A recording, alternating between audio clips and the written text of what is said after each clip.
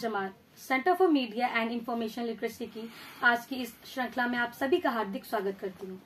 आज हम एक बहुत ही महत्वपूर्ण विषय C4D यानी कि कम्युनिकेशन फॉर डेवलपमेंट के बारे में बात करेंगे। अगर हम ये कहें कि कम्युनिकेशन और डेवलपमेंट एक दूसरे के पूरक हैं, तो शायद मेरा ये कहना गलत नहीं होगा, क्योंकि विकास के मार्ग में संचार का एक बहुत बड़ा महत्व है। और आज इसी महत्व को समझाने के लिए हमारे साथ जुड़े हैं बाबा साहेब भीमराव अम्बेडकर विश्वविद्यालय के school of media and communication से डॉक्टर M.K. पादी सर। सर, आज के इस अंक में आपका हार्दिक स्वागत है। धन्यवाद। सर, आज के जो हमारा विषय है कम्युनिकेशन फॉर डेवलपमेंट, तो इस विषय से जुड़ा हुआ जो मेरा प्रश्न है वो ये है कि विकास के क्षेत्र में संचार की क्या भूमिका होती है, वो कैसे अपनी सहभागिता निभाती है इसमें। नमस्कार। जहाँ तक कम्युनिकेशन और डेवलपमेंट, विकास और संचार, इसी का बीच में जो कोरिलेशन है, इसको एस्टेब्लिश करने से पहले इसी संदर्भ में एक बड़ा एक social scientist professor Gunnar Mittal और अपनी फेमस जो किताब था एशियन ड्रामा, उसमें एक कोट दिए थे कि poverty anywhere is a threat to prosperity everywhere. उसी संदर्भ में कि विश्व के किसी भी कोने में, किसी भी हिस्से में अगर कहीं पर भी गरीबी हो तो ये समग्र विश्व को अपने चंगुल में ले जाती है। तो उसी हिसाब से जब इसके ऊपर में चर्चा हुआ तो ये कॉन्सेप्ट वहाँ से बना कि क्या is there a missing link in the development chain. 1930 में 1930s में जब ग्रेट डिप्रेशन शुरू हुआ, the great depression of 1930s, उस समय स्थिति ऐसा था कि समग्र जो विश्व जो था एक ऐसे विशेष सर्कल में घिर गया था जिसके चलते समग्र विश्व में unemployment, massive unemployment, poverty, starvation, ऐसे बहुत सारे सोशियो इकोनॉमिक प्रॉब्लम्स शुरू हो गया था।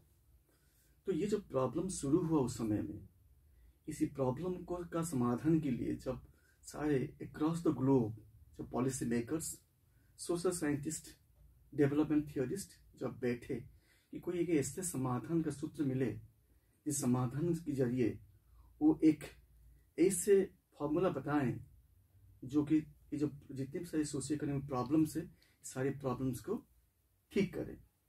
तो जब policy makers and development theorist बैठे, इसके ऊपर में आलोचना हुआ, डिस्कशन हुआ, डिबेट हुआ, तो उसमें से एक निष्कर्ष निकला कि शायद इंडस्ट्रियल रेवोल्यूशन एक ऐसे पैनासिया हो सकता है जिसके द्वारा ये सारे सोशल एंड इकोनॉमिक प्रॉब्लम जो कि समग्र विश्व उसके चंगुल में आ चुका है, चपेट में आ चुका है, वो ठीक हो सकता है।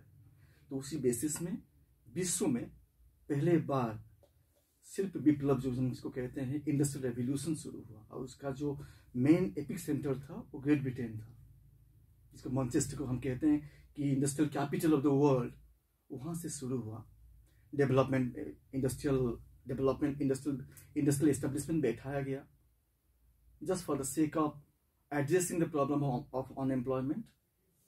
विश्व के हर कोने में इंडस्ट्री बैठाने की कोशिश किया गया, इंडस्ट्री बैठाया भी गया, उसके चलते कुछ हद तक विकास भी हुआ। लेकिन उस विकास का जो इवैल्यूएशन जब करने के लिए जब दोबारा 1970 में बैठाया गया, फिर वही पॉलिसी मेकर्स, डेवलपमेंट थियोरिस्ट, ये रोम में, इटाली की कैपिटल रोम में, इसको एडिट कर दीजिएगा, इटाली की रोम में जब ये कमेटी बैठा, समिट बैठा, जिसको हम कहते हैं, पॉपुलरली कहते हैं क्लब ऑफ रोम। इस क्लब ऑफ रोम समिट में जब ये policy makers and development theorist and the state head representatives across the globe जब बैठे, उसके ऊपर डिस्कशन किए, तो उसमें से एक नया थ्योरी बना, जिस थ्योरी को कहते हैं लिमिट्स टू ग्रोथ थ्योरी, जिसके चलते इसी को जो प्रोफेसर मीडोज का जो थ्योरी निकला कि जो ग्रोथ थ्योरी या लिमिट्स टू ग्रोथ थ्योरी, जिसके लिए उसको 1978 में नोबेल प्राइज में उसको भूषित किया गया है। तो इसमें से एक थ्योरी बनने से पहले एक आम राय बना कि क्या, what exactly is the missing link in the development chain. Industrial revolution तो किया गया, उसी के चलते डेवलपमेंट भी हुआ, लेकिन ये देखा गया ये डेवलपमेंट का जो फ्रूट्स है ये कुछ चुनिंदे देश को ही टच किया, बाकी majority of the state that to the गरीबी देश जो होते हैं, जो under developed and developing countries जो हैं, वो जस की तस अपनी स्थिति में रहते गए। एंड ये जो गैप, जो डेवलपमेंटल गैप जो था, द डिवाइड जो है इस रिच एंड पुअर नेशन के बीच में ये बढ़ता गया और खाई बढ़ता गया। वो खाई को ब्रीज करने के लिए ये जो समिट बैठाया गया, इस समिट में से जो एक लास्ट में एक थ्योरी बना, जिस थ्योरी को कहते हैं कि लिमिट्स टू ग्रोथ थ्योरी, जिसमें ये कहा गया है what exactly should be a limit to growth, या ग्रोथ के लिए कोई ऐसी लक्ष्मण रेखा रहनी चाहिए, या ये क्यों ऐसा हुआ कि ये जो डेवलपमेंटल ग्रोथ का जो फ्रूट्स कुछ ही चुनिंदे देश को ही पास पहुंचा, बाकी समग्र देश में ये चीजें नहीं पहुंच पाया। तो इसमें ये कहा गया कि यस, ये जो डेवलपमेंट चेन जो है, इस डेवलपमेंट चेन की जो कड़ी में कहीं ना कहीं एक मिसिंग लिंक रह गया, जिसके चलते एक कड़ी आपस में जुड़ नहीं पाए, जिसके चलते डेवलपमेंट का जो फ्रूट्स है कुछ ही देश में के पास नहीं पहुंच गया, बाकी सारे देश के पास नहीं पहुंच गया, नहीं पहुंच पाया। तो ये जो लिमिट्स टू ग्रोथ थ्योरी एक ऐसे चीज कहा कि यस, विकास तो होनी चाहिए, पहला बात कहा कि विकास तो होनी चाहिए, लेकिन विकास के लिए एक लक्ष्मण रेखा होना चाहिए। और लक्ष्मण रेखा क्या है? यहाँ विकास के नाम से एनवायरमेंटल डिग्रेडेशन नहीं होनी चाहिए या बायोडाइवर्सिटी डिप्लीशन नहीं होनी चाहिए, पहली बात। सेकेंडली, तो विकास होगा कैसे ना? विकास और एनवायरमेंटल डिग्रेडेशन, एनवायरमेंटल प्रोटेक्शन, ये दोनों हैंड्स टू हैंड, दोनों इक्वल फुटिंग में आगे बढ़नी चाहिए, ताकि एक balanced and equilibrium state of development हमें देखने मिलेगा। ये दूसरी बात है। तीसरा बात कहा गया कि जो डेवलपमेंट कड़ी में जो मिसिंग लिंक है, वो मिसिंग लिंक एग्जैक्टली क्या होना चाहिए? तो वहां पर एक विदुषी फिलीपींस की, जिसको हम कहते हैं कि मदर ऑफ डेवलपमेंट कम्युनिकेशन, जो प्रोफेसर नोरा क्विब्रल, वो पहले बार एक कॉन्सेप्ट के साथ आए कि yes, probably communication is the missing link in the development chain, क्योंकि यहाँ पर डेवलपमेंट चेन में communication as a tool is missing.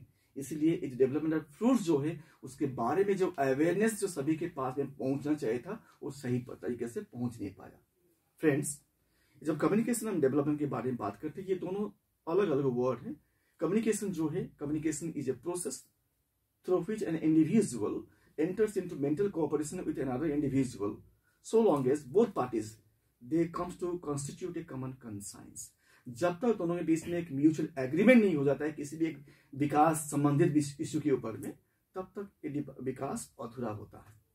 ये हो गया हमारी संचार के बारे में। डेवलपमेंट के बारे में, जब डेवलपमेंट के बारे में कहते हैं, it is a progressive concept. Development is a process through which a country, the state of an economy, it passes through and transmits or transfer itself from the state of poverty to the state of economic prosperity, socio-economic prosperity। तो ये जो विकास है, इसका कुछ पैमाने हैं, social and economic parameters है।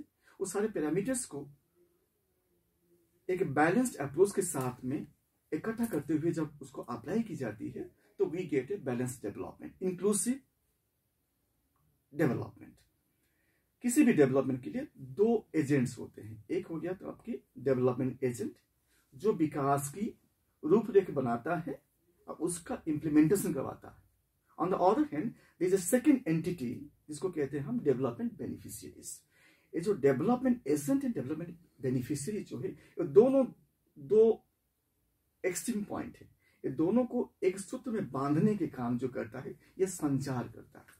ये जो संचार जो है, कम्युनिकेशन जो है, it intermingle both parties, development agent and development beneficiaries, and create and develop a common concise in between, जिसके चलते क्या होता है ना, जिस विकास की रूपरेख डेवलपमेंट एजेंट ने बनाए हैं, जिसको ये डेवलपमेंट बेनिफिशियरी की पास पहुंचाना चाहते हैं, एंड वो डेवलपमेंट का जो फ्रूट्स है, उसका बेनिफिशियरी जो है डेवलपमेंट ऑडियंस, डेवलपमेंट ऑडियंस है, उसको इसके बारे में समझाने के लिए जो एक इंपॉर्टेंट एंड लुब्रिकेटेड टूल होता है, वो होता है कम्युनिकेशन। कम्युनिकेशन हमेशा परसुएसिव है, ये मोटिवेशनल है। इसका जो कंटेंट्स डिजाइन की जाती है ना, इसलिए कहते हैं कम्युनिकेशन इज ए मोटिवेट, इसको कहते हैं persuasive means of communication, persuasive means of communication या motivational content of communication. Communication में जब तक उसका content design motivational, persuasive and convincing नहीं होता है, तब तक जो इंटेंडेड मैसेज, डेवलपमेंटल मैसेज है, वो सही तरीके से बेनिफिशियरी के पास पहुंच नहीं पाता है, या पहुंचता है तो अगर ये मोटिवेशनल नहीं है तो जो बेनिफिशियरी एजेंट जो है, डेवलपमेंट बेनिफिशियरी जो होते हैं, इस डेवलपमेंटल डायलॉग में पार्टिसिपेट नहीं करते। इसलिए ये जो कम्युनिकेशन के बारे में हम कहते हैं, इसका इंपोर्टेंस यहीं से तय होता है कि जो कम्युनिकेशन है, संचार जो है, ये इसका सबसे बड़े इंपोर्टेंट चीजें हैं कि ये IEC मॉडल के ऊपर में आधारित है। I stands for information, E stands for education, और जो C जो stands for communication for motivation, communication for motivation. ये जो IEC मॉडल है, उसको थोड़ा सा एक्सटेंड करें तो हम ये देखते हैं कि संचार जो है, किसी भी विकास के जो इश्यूज होता है, इसके बारे में पहले क्या करता है ना, एक अवेयरनेस क्रिएट करता है। जब वो awareness, it gains momentum, it enriches the knowledge horizon of the development beneficiaries. जब नॉलेज होराइजन उसका एनरिच होता है तो क्या करता है,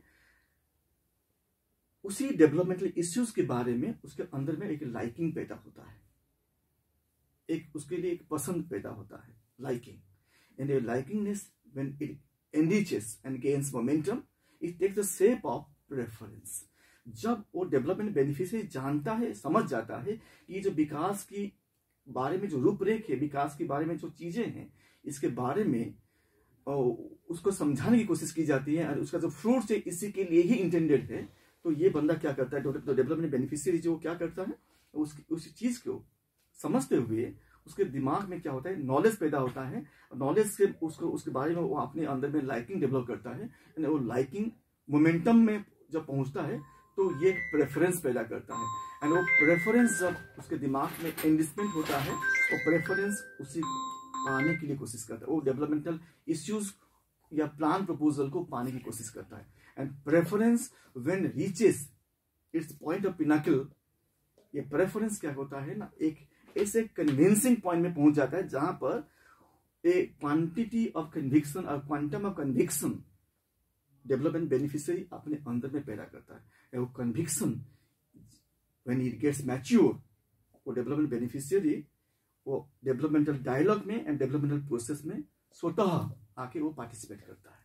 तो ये होता है टू वे कम्युनिकेशन, ये होता है टू वे डेवलपमेंटल कम्युनिकेशन। सो डेवलपमेंटल कम्युनिकेशन को हम जब उसको परिभाषित करते हैं, हम ये कहते हैं कि developmental communication is an art and science of human communication. ये एक ह्यूमन कम्युनिकेशन है जिसमें हम ह्यूमन बीइंग के साथ हम कम्युनिकेट करते हैं। तो जब ह्यूमन इंडिविजुअल के साथ कम्युनिकेट करते हैं तो हम 3-4 चीज के बारे में ध्यान रखना पड़ेगा अपना। पहला है कि when we are approaching our developmental beneficiaries through a communication content, through a design communication content, तो हमें एक पहला चीज होना चाहिए कि हमारे जो कम्युनिकेशन कंटेंट है उसका जो डिजाइन की जाती है वो लोकलाइज्ड अप्रोच होनी चाहिए। तो approach will be localised. And secondly जो अप्रोच जब लोकलाइज हो जाता है तो secondly credibility of the source, तो कम्युनिकेशन का जो सोर्स होता है वो क्रेडिबल होनी चाहिए। When the source will become credible, approach becomes localised उसमें, and that too there is a degree of mitigating the quantum of barriers in communication, then संचार का जो उद्देश्य होता है कि विकास में एक लुब्रिकेशन जैसे काम करे, वो सही साबित होता है। Thank you very much sir, आपका बहुत बहुत धन्यवाद। आपने हमें इतनी सारी जानकारी दी जो हमारे जीवन में बहुत काम आएगी। सर ने आज हमें बहुत सारी चीजें बताई कम्युनिकेशन फॉर डेवलपमेंट से जुड़ी हुई कि किस तरीके से संचार विकास के क्षेत्र में महत्वपूर्ण है और कैसे वो अपनी भूमिका निभाता है। और हमारे प्यारे दर्शक जो आज की इस श्रृंखला में हमारे साथ जुड़े रहे, आप सभी का शुक्रिया, और हम आशा करते हैं कि ऐसी ही जानकारी भरी बातें आपसे आगे भी साझा करते रहेंगे। धन्यवाद।